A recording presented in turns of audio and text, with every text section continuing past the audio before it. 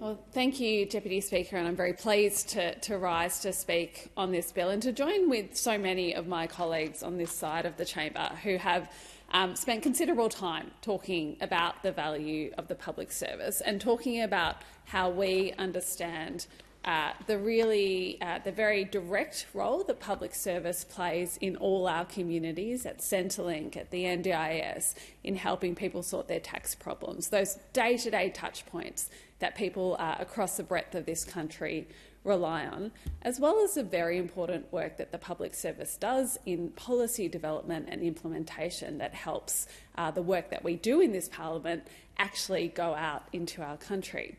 And what I've also heard from listening to my colleagues here and what I've observed during my time in this place is just how unusual it is actually to have this speech and have these speeches being made in this place, because certainly for the previous decade, under those opposite, the public service was not valued. It was not seen as a vital part of our nation's infrastructure, as the part that makes sure that the work we do in here gets translated and taken out and has a positive impact on people's lives. What those opposite did, in fact, was run down the public service, made it a very difficult place to work, made it very difficult for people who are dedicated to making this country a better place to actually do their work. And Deputy Speaker, I actually have the privilege of having tried to do that work myself. I am, in fact, a former public servant at both a Commonwealth and a state level.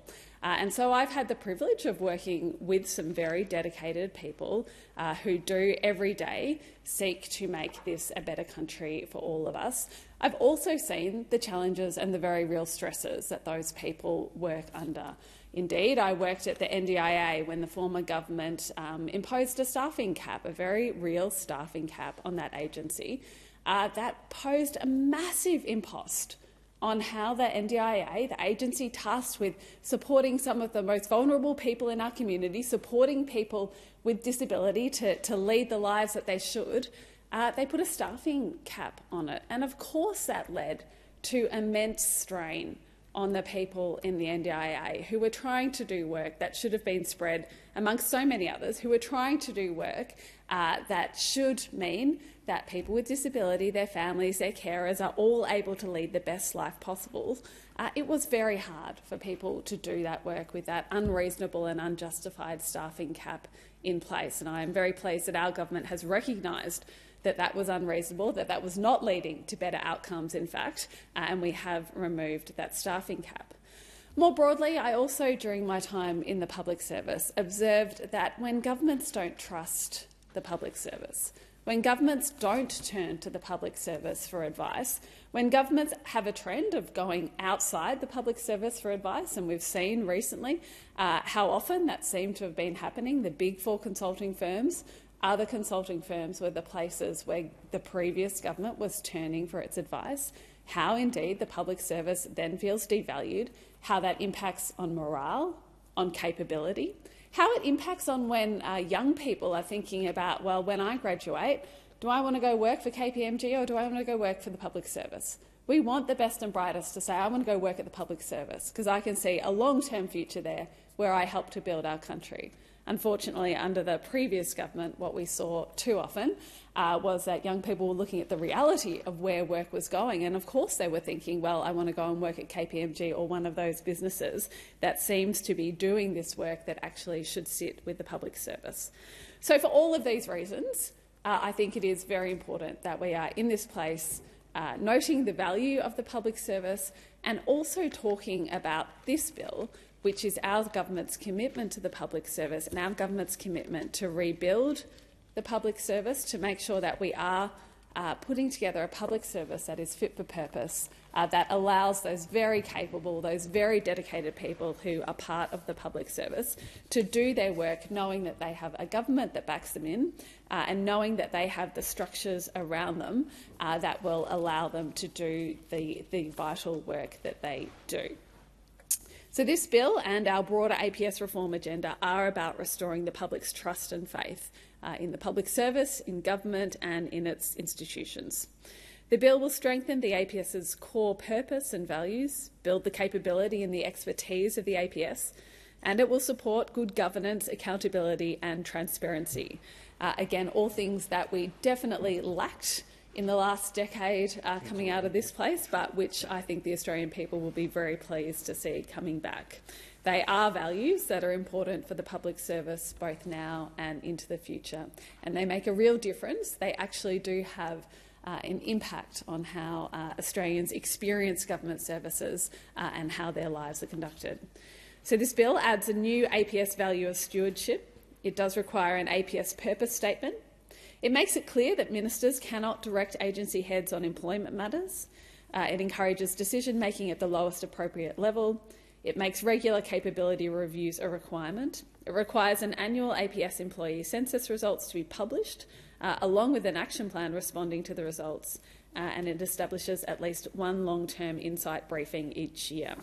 And Deputy Speaker, these measures that are in the bill were not just dreamt up out of the blue. They are, in fact, a result of recommendations from the 2019 Independent Review of the Australian Public Service, otherwise known as the THODI Review. And they've also drawn on the observations and work of people both at a Commonwealth and at a state level, as well as best practice from public services overseas. So we've drawn on the evidence to put together the measures in this bill. And if we think about what David Thodey said about his review and, in fact, the intent of that review, I very much agree with him when he said it comes back to what's the role, purpose and values of that organisation. It gives us a bigger view of what change was required to enable this incredibly diverse and complex organisation to respond to a future we're not sure of. You definitely still need structure and frameworks about how the organisation works, but at the end of the day, you need to create an organisation that is able to adapt and change and respond. If you can get that right, then you can face any challenge going forward. If you think about the operating environment for our country, for our government, for our community, that is absolutely where we are at the moment. And we do need a public service that is built on all of that, that is able to face challenges and adapt and respond to get the best that we need for our country. These proposed changes, of course, have also been informed by engagement within and beyond the APS, APS employees, the CPSU, agency heads, experts and interested parties, including members of the public. As I said, there are a number of measures in the bill, and I will just go to some of those now. The bill includes the APS value of stewardship. There are currently 5 existing APS values. They're committed to service, ethical, respectful, accountable and impartial. The amendment proposed in this bill adds the following supporting statement to clarify the meaning of the new APS value of stewardship. The APS builds capability and institutional knowledge and supports the public interest now and into the future by understanding the long-term impacts of what it does. Again, the long-term impacts of what it does. Moving us beyond this short-term political cycle thinking that we've had for the last decade, this immediate advantage thinking, to thinking about what is in the long-term best interests of this country. So enshrining stewardship as an APS value ensures that employees are able to see how their individual behaviours contribute to that overall stewardship of the public service, how the work they do day to day plays into that long-term benefit for our country. It supports everyone having some joint ownership of the role the organisation plays. The APS purpose statement will have to be reviewed at least once every 5 years to ensure it remains contemporary and responsive to the changing views and expectations of government and the community. And again, this is something that will help to both unify the service, but also present a common vision so that people, again, doing their job day to day, know what are we working towards, how are we working together to achieve that in the best interests of our country.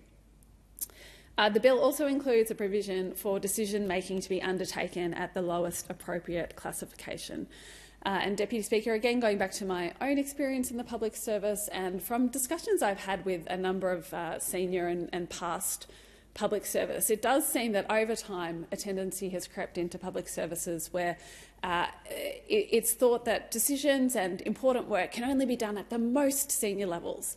And everyone else, it's a bit unclear. They're doing good work, but they couldn't possibly make a decision. And certainly when I talk to people who were involved in the public service prior to the past decade, they say that they really benefited from actually having, in often cases, subject matter experts at lower levels being able to make responsible decisions with, of course, appropriate oversight and all of those things. But we devalue workers, we devalue people within the public service when we make an assumption that only those at the highest level can make decisions. So this change seeks to ensure that decision-making is not raised to a higher level than necessary. It improves decision-making processes and hopefully reduces duplication of work, which I think many staff would appreciate as well. The bill includes capability reviews to make sure that we have regular, independent and transparent capability reviews as a 5-yearly requirement, and also requiring resulting reports and action plans to be published on an agency website. So allowing for that transparency so that we know this work is being conducted by the public service and also being acquitted so that the government knows that we are continuing to build this long-term capability of the APS. Capability reviews and the resulting action plans are an opportunity to focus on strengths and development areas and, again, to help prepare the public service to look ahead and think about what sort of operating environment they need to be in. And this aligns with a number of other countries that we share values of public service with. Areas like the United Kingdom, New Zealand and Canada all have reviews of their public sector capability. The 30 review also called for the APS to strike a better balance between short-term responsiveness and investing in the deep expertise required to grapple with long-term strategic policy challenges. It called for genuine consultation with the public on issues affecting Australia and its society. So under this proposed amendment, the Secretary's Board must cause at least one long-term insights report to be prepared each financial year, again with that report to be published. An analysis in the report will be impartial, apolitical and be based in evidence. Again, building that capability, building that ability to look to the long term and to reassure Australians that their public service is preparing for that long term, has the capability to work to that long term and to continue to work in all of our best interests. The bill will also ensure the APS employee census, which is an annual survey which currently occurs to collect information about the attitudes and opinions of APS employees. The amendment will ensure, again, transparency around that by ensuring that agencies have to publish their aggregate results from that survey. And again, the people who work in the public service are some of the best people to know what future improvements, what future changes need to be made. So it is both important that the public service gathers that information, that agencies look at it, work out their plans to act on it, and also that they are public and transparent about that so that the Australian people know what's happening there, so that governments know what's happened there, and to know that any issues being identified are addressed. Deputy Speaker, I'll go back to where I started by saying the very fact that this bill is before this place, the very fact that we are debating this bill, shows that this government values the public service. We know that our community relies on that Centrelink worker who helps them get a disaster relief payment. We know that our community relies on that support coordinator who helps them with their NDIS plan. We know that our community gets the best when the people in the public service can give our government frank and fearless advice that helps us deal with the very real challenges this country faces. And this bill is before the House because we also know that for a decade our public service has not been valued in that way. Our public service has been undermined. People within the public service have not been respected as they should. So this bill goes a long way to restoring the public service to the position it should.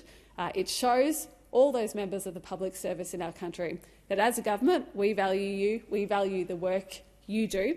We are investing in that work. We are investing in the capability of a modern, fit-for-purpose public service, and I commend this bill to the House.